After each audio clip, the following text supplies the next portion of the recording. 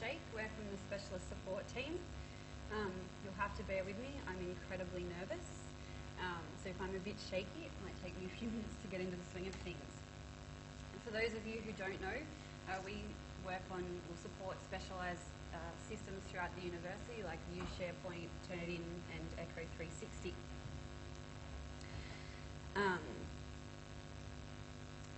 We thought we'd come in today to talk to you about our recent attendance at the Teaching and Learning Conference and give you an idea of the roadmap for Vue, what we've got coming in the near future. Did anyone attend the Teaching and Learning Conference this year? A few of you did? Okay, so for those of you that don't know, it's a 4-day event hosted by Blackboard. It's at different locations throughout Australia and New Zealand. This year it was in Sydney. Next year it will be in Darwin. The conference provides an opportunity for educational leaders, heads of teaching and learning, senior managers, educators, course designers, system administrators and e-learning managers to come together, discuss their experiences, exchange ideas and network with other people throughout different institutions. It also gives Blackboard an opportunity to present their recent innovations to us as well. So we spent 3 days at this year's conference listening to presentations, participating in workshops, and hassling other industry experts about their implementations of Blackboard and what they're using, and how we can advance our online learning experience. I missed slides, I'm sorry. This proves we were there. So you can see Shake, Danny and myself. So one of the things that we wanted to talk to you today about was a presentation by Professor Van der Duim. He's from the Netherlands. He is the Head of Educational Support and Innovation at the University of Groningen. And he describes what his team does as being the connector between education and everything that the university provides to students.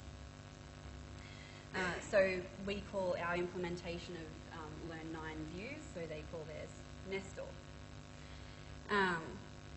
Professor Van Duim spoke to us, I've skipped ahead, spoke to us about a system that they implemented for their students to provide them with more information and assist them with their studies and doing better at university.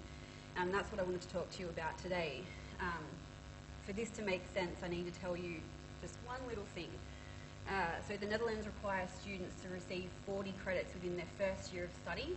If they don't receive that 40 credits, they can be expelled from university. So what the university decided to do at a bachelor level was to run a study, and they provided information out to their students about their progress, so they could log into a portal, and it looked exactly like this, and it would tell them how many credits they had in each unit of their study. If they were in the red, then they needed to do more. If they were in the yellow or the orange, they needed to do just a little bit more, and if they were green, they were in the clear.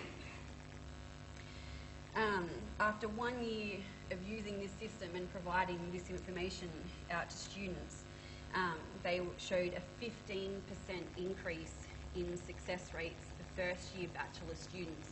So you can see that top dotted line is the success rates for students in their first year of bachelor studies. Additionally, the study showed that rather than plateauing once they'd passed that first year and the risk of expulsion had completed, because they were still being provided with that information, they actually excelled in their study and finished within 3 years rather than 4, because they were getting their feedback and they were able to complete more a lot quicker. So the people completing their studies within 3 years increased from 22 to 35% over 4 years. Why is this important to us?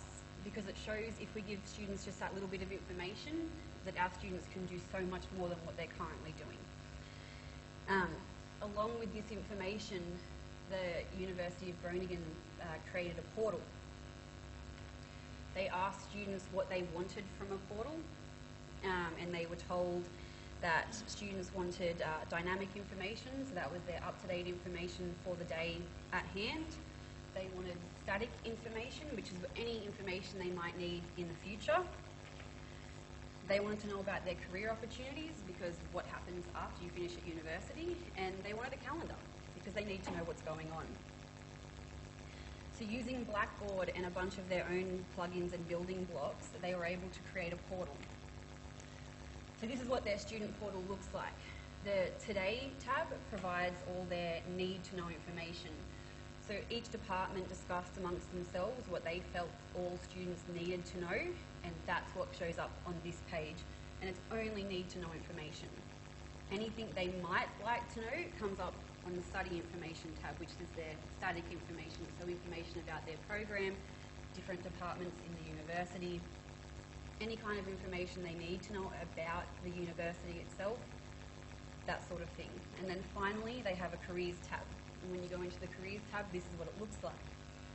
The Careers tab gives them career-related news, including a list of jobs that the university have available for students at the current time. The next thing I wanted to tell you guys about that the University of Groningen have done is they moved all their examinations to online examinations. So any examination at all is done online. They built this study hall, which looks huge, and at first glance you think, what are you going to do with that room when there are no online examinations? So they actually hire it out to other institutions and schools in the area. So when it's not in use, they still make money out of it, I suppose. So the benefits for them towards moving towards online examinations, mostly for academic staff. So this might look familiar in a handwritten assessment. These are true examples from that university. I don't know if anyone can read that. I certainly can't. So what they did was they moved to online. Just repeated myself. Awesome. So it's easy to read. They can copy and paste data, move it around. Obviously, the concern with moving to online examinations, if you've got a lengthy essay, then you've got a potential to lose data if anything crashes. So they actually worked with Blackboard and they created a module for Blackboard which saves data every 2 minutes. They discussed this with the students, and the students were happy that the most any student could lose if something crashed was 2 minutes of work. Another thing students were concerned about is at the end of an examination, if it was online or in a classroom, that everything got submitted. If they have a lot of paperwork, they could potentially lose something. They didn't know where they were at if they were going through something. So what they've also done is create another building block, and this is what shows here. So you can see their progress through the whole examination, and then at the top, the grey button is a one submit button. So they have one button to submit, they can see that they've completed everything, and that one click of the button submits everything. The biggest advantage, and something that could be extremely handy for our academic staff, is the time saved in marking. So this shows for one paper, one teacher marks 150 students' work. On paper, that takes 58 hours. Online, that takes 33 hours. That's 25 hours per exam for one class. One class, one exam, 25 hours saved. You can see the numbers just go up. The time saving is huge, and it's just so much easier. And I feel like I've sped through really quickly because I'm nervous and I'm sorry. But this is Sheikh, and he's going to talk to you about the roadmap for views once I detach myself.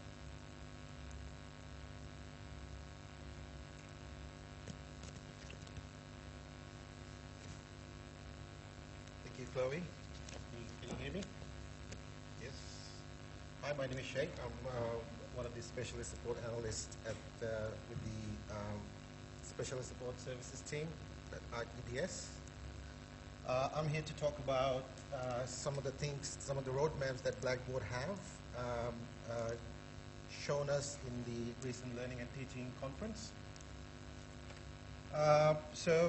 Basically,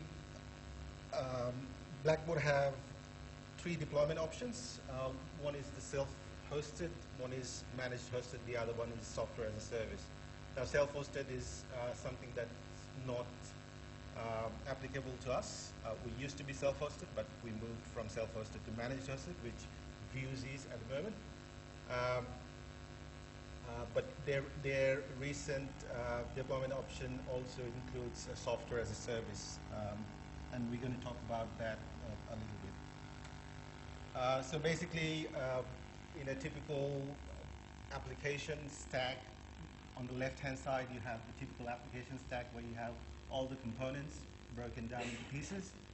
Now, when a application stack like views moves from this traditional on the left-hand side to software as a service, we are only getting something like the application and data and the runtime. So when we move, well, it is actually proposed for WSU. It's nothing that's planned or anything, but this is something for in the Blackboard's roadmap. So Blackboard is going to be partnered with IBM and Amazon Web Services for their software as a service deployment. Blackboard will remain our point of contact, so we as a client will contact Blackboard directly, but Blackboard will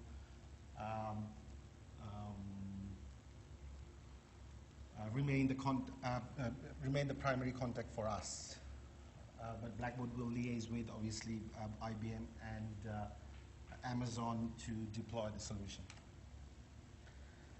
I'm going to skip through this because we're running out of time, but Blackboard, basically Amazon, IBM will, the most significant bit that IBM bring to this equation is the advanced analytics services that they provide for any given web application. Amazon also has a huge infrastructure in terms of their service offerings, and I guess good thing for Australian clients is that there's a data center, Amazon data center based in Sydney.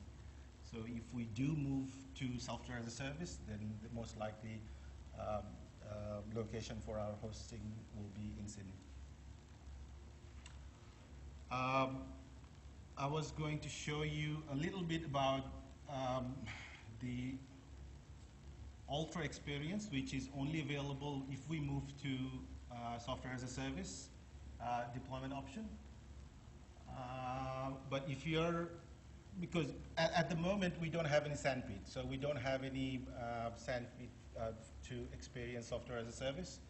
But that's the URL which you can go to if you want to create an account for yourself to test out an education preview.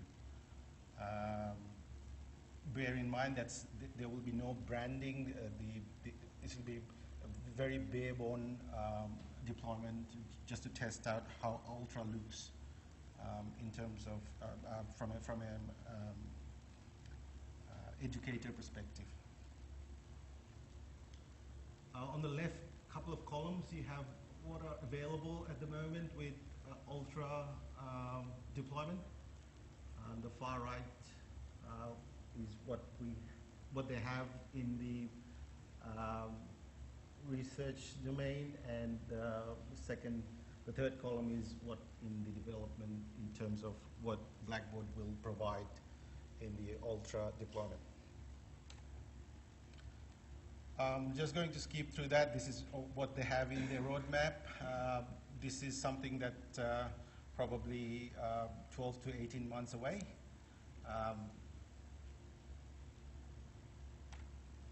But for us, if the proposal goes to plan, on the left-hand menu, this is what we have to go through if we transit from our current managed hosting solution to SaaS. With the original experience, which we currently have. So we have to prepare and go to production. But if we want to go to Ultra experience, then we have to do some planning. So obviously, if we do go to Ultra experience, which we might go to, then we have to prepare. We have to pilot, which is probably still 12 to 18 months away for WSU.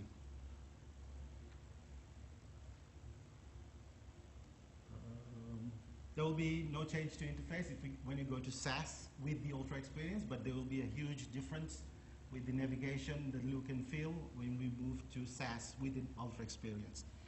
Now, I don't know if any of you have looked at the Ultra interface, but it looks completely different. And as I mentioned, there's no sandpit for us yet. So that's the URL you can go to register, play around in. Any questions? Do you have any questions for Chloe and Shay? We have the data that was saved. So we use the data from the Blackboard data warehouse, star schema. So just wondering what's going to happen to the data warehouse when it's updated. So if we move to SaaS, Yes. I think we're still going to get the data from Blackboard. There will be some changes in the integration. Okay, do you have any more questions? For Chloe as well, we went to the Learning and Teaching Conference. So it's all it's good because I went as well to this year's Learning and Teaching Conference. It's a good way to kind of see what other institutions are doing, especially in regards to Blackboard Learn. So I have a question, Chloe. Yeah. So just in terms of the stuff or the presentations or things that you saw during the conference, is there any plans to implement any of those ideas into Blackboard? So we're actually working with Professor Van Duem to see what parts of their portal can be integrated into our version of Learn 9 because we feel that experience would be extremely valuable for our students. And we probably wouldn't mind looking forward into the future doing some form of online examinations. We feel the benefit for academic staff would be huge. Absolutely. Did I see it, Lisa? Just about the intervention that they have with students, where they're up to, what they need to do. There are some unit coordinators I know of in science that help you do that, actually knowing science, who do that with the current views, and it's remarkably effective. Students will value because it gives them that scaffolding of these little bits that they need to do, and they can make up. But the thing is, you have to, in the curriculum, you have to have something to do to be able to make up those credits, so that you're not giving this information when there's Nowhere for them to go. Yeah. So Views has the functionality to provide them with that information in there now. It would just be a matter of getting the schools on board and then having a more structured system to providing that information. The keynote from the Netherlands is actually on the Blackboard Media website, and it's really, really handy information. It was incredibly interesting what he talked about and what they're doing for students there. Any more questions? For Shay, for the upcoming updates to Views? So as I mentioned, just to quickly, this is how I created an account for myself, and this is the educator preview that is available for Ultra, Blackboard Ultra. So as you can see, there is no branding or anything. We don't have any system administrator rights to this instance, but this looks totally different. So you have to create your content. You have your calendar at the top right. You have the messages, and you have grades. So as you can see, this it's probably a complete rewrite to the existing Blackboard that we have, and something that's proposed at the moment. And if everything goes to plan, then we probably see this in 12 to 18 months' time, WSU, given some planning and agreement between learning and teaching and IT.